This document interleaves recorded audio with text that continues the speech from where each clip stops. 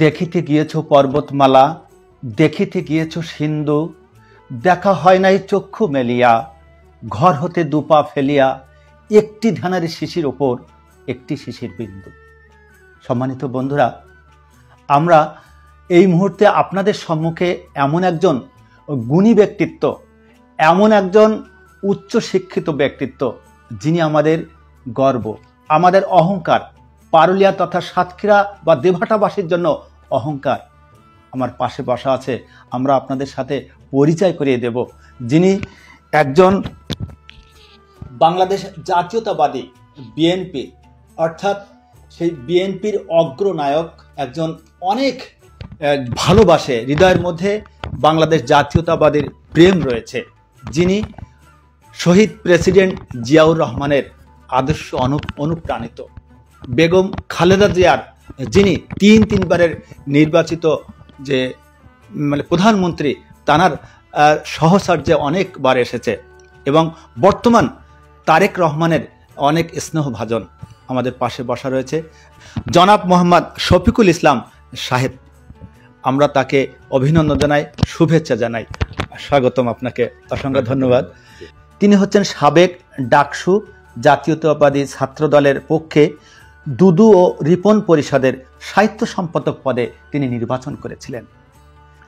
সাবেক সংসদ উপনেতা ও রাষ্ট্রপতি AQM বদরুদ্দোজা চৌধুরীর সহকারী একান্ত সচিব ছিলেন।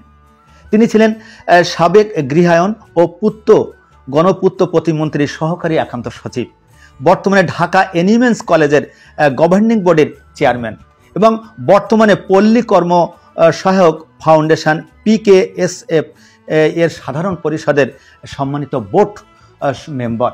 অনেক গুণে গুণান্বিত, বলে শেষ করা যাবে না। আমি জনাবকে একটু জানার চেষ্টা করব, আপনি যদি এই সাতক্ষীরা 2 আসনের যদি এলাকাবাসীর পক্ষ থেকে যদি আপনি নমিনেশন পান, সেক্ষেত্রে এই অবহেলিত এলাকার জন্য কতটুকু উন্নয়ন করবেন, প্লিজ যদি একটু বলবেন। ধন্যবাদ আপনাকে। আমি যদি বাংলাদেশ জাতীয়তাবাদী দল থেকে নমিনেশন পাই, তাহলে আমার কিছু করণীয় আছে বলে আমি মনে করি। এর মধ্যে প্রথমত, সাতক্ষীরা জেলাটা অত্যন্ত অবহেলিত একটি জেলা। এই গত 15-16 বছর সাতক্ষীরাতে কোনো উন্নয়নের স্পর্শ পড়েনি। সেই পরিপ্রেক্ষিতে আমার প্রথম যে কর্মস্পৃহা থাকবে, কর্মকাণ্ড যেটা আমি চালানোর চেষ্টা করবো, সেটা হলো সাতক্ষীরাতে গ্যাস লাইনটা আনার চেষ্টা। গ্যাস সঞ্চালন লাইনটা বাংলাদেশের শতকরা 99% জেলাতে আছে, বাট সাতক্ষীরা এই গ্যাস থেকে বঞ্চিত। সুতরাং এটা আমার একটি প্রধান প্রচেষ্টা থাকবে বলে আমি মনে করি। দ্বিতীয়ত, সাতক্ষীরা সুন্দরবনের জন্য অত্যন্ত প্রসিদ্ধ এলাকা, এটা আমরা পর্যটন স্পট হিসাবে আমরা গড়ে তোলার একটা প্রচেষ্টা করতে পারি, এবং এজন্য আমাদের তো বৈদেশিক পর্যটক যারা আছেন, তারা তো তাদের উপরে নির্ভর করেই তো আমাদের পর্যটন শিল্প গড়ে উঠবে। সেই মোতাবেক আমাদের এখানে তাদের যাওয়া আসার সুবিধার্থে একটি বিমানবন্দর একান্ত অপরিহার্য। সেই হেতু আমার বিমানবন্দর একটি, যাতে করে আমরা এখানে প্রতিষ্ঠা করতে পারি, সেই প্রচেষ্টা থাকবে। আমি একটা কথা বলি, এখানে আমাদের অঞ্চল তো অনেক দিনের আশা, আমাদের ছোটবেলা থেকে শুনে আসছি যে রেল লাইন এই অঞ্চলবাসীর কিন্তু অনেকটা আকাঙ্ক্ষিত স্বপ্ন। এই ব্যাপারটা যদি কোনো, এটাও আমার এর মধ্যে আছে, আমার চিন্তার চেতনায় আছে।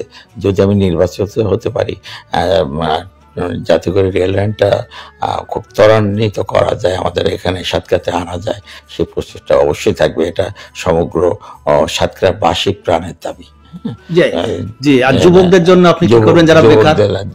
যারা বেকার যুবক যুবতী আছে, তাদের কর্মসংস্থানের জন্য যা যা করণীয় সেটা আমি করার চেষ্টা করব। আমার কিছু সুযোগ আছে, সে দৃষ্টিকোণ থেকেও আমি চেষ্টা করব। কেননা এই যুবক যুবতীরা আমাদের একটি মানব সম্পদ। এরা যদি বেকার থাকে, এরা বিভিন্ন অসৎ স্বর্গে যে তারা বিভিন্ন ধরনের মাদক সেবায় নিয়োজিত হয়ে যায় অনেক সময়, যাতে করে তারা পথভ্রষ্ট না হয়। সেজন্য আমি তাদেরকে বেকারত্ব থেকে মুক্তিদান দেওয়ার জন্য সর্বোচ্চ প্রচেষ্টা চালাবো। এবং পাশাপাশি আমাদের সাতক্ষীরাতে একটি পাবলিক বিশ্ববিদ্যালয় খুবই প্রয়োজন। সুতরাং একটি পাবলিক বিশ্ববিদ্যালয় যাতে করে আমাদের এখানে আনা যায়, সে চেষ্টা আমার থাকবে। এবং আরেকটি বিষয়, সাতক্ষীরা আমের জন্য অত্যন্ত প্রসিদ্ধ, এবং এই আমটা যাতে করে আমাদের এখানে খুবই অল্প সময়ের জন্য আমটা স্থায়ী থাকে, এই জন্য এই আমটা যাতে করে একটি দীর্ঘ মেয়াদে আমাদের এলাকাবাসী খেতে পারে, সেই উপলক্ষে আমি সাতক্ষীরাতে একটি সরকারি পর্যায়ে একটি হিমাগার প্রতিষ্ঠা করতে চাই। আর আমি এগুলো করতে চাচ্ছি যেহেতু আমি ইতিপূর্বে কিছু গুরুত্বপূর্ণ দায়িত্বে ছিলাম। সেখানে আমি প্রধানত আমার সততাটা আমি ধরে রাখার চেষ্টা করেছি। আমার পেটে ক্ষুধাটা কম। আমি যেহেতু আমার ক্ষুধা নাই, আমার বিশ্বাস আমি এলাকার জনগণের পাশে খেদমত করতে পারবো, এবং শতভাগ দিয়ে আমি তাদের উন্নয়নের জন্য সর্বাত্মক প্রচেষ্টা চালাতে পারবো। একজন ক্ষুধামুক্ত মানুষ চাইলে অনেক কিছু করতে পারে। জি জি জি জি। সুপ্রিয় দর্শক মণ্ডলী, যারা এই মুহূর্তে শুনছেন তাদেরকে আরও একবার জানিয়ে রাখি, জনাব শফিকুল ইসলাম শাহেদ অনেক গুণী গুণান্বিত। তার সাথে আলাপ করছিলাম। তিনি এই সাতক্ষীরা 2 আসন তথা সাতক্ষীরা এবং দেভাটাকে এলাকাবাসী যদি তিনি নমিনেশন পেয়ে যদি এমপি হতে পারে, তার কথা আমি শুনছিলাম। আপনার কাছে একটা ব্যক্তিগত প্রশ্ন, আপনার এই যে পারুলিয়া সর্দার বাড়ি, পশ্চিম বাড়ি, এটা তো অনেক ঐতিহ্যবাহী একটা ফ্যামিলি। আপনার বাবাও তো অনেক ঐতিহ্যবাহী ফ্যামিলির সন্তান, আপনারাও সেই ঘরে জন্মেছেন।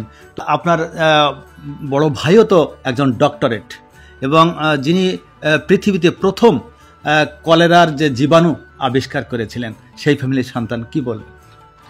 এটা আমাদের পারিবারিক ঐতিহ্য। এটা একসময় প্রায় 700 বছর আগ থেকে আমাদের এটা জমিদার বাড়ি নামে পরিচিত ছিল, এবং তার ধারাবাহিকতা বর্তমানে আমাদের জমিদার প্রথা তো অনেক আগেই বিলুপ্ত হয়ে গেছে। এখন আমাদের বাড়িটা সর্দার বাড়ি নামে পরিচিত। অত্র এলাকা সাতক্ষীরাবাসী আমাদের বাড়িটা সর্দার বাড়ি হিসাবে এখন চেনে।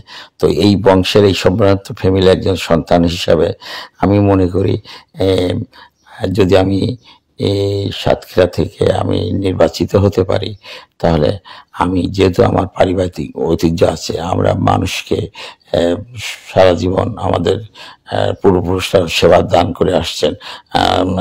জনপ্রতিনিধি আমার বাড়িতে ছিলেন, বর্তমানেও আছেন। এবং আমার বিশ্বাস আমি যদি হতে পারি, নিঃস্বার্থভাবে জনগণ অনেক উপকৃত হবে।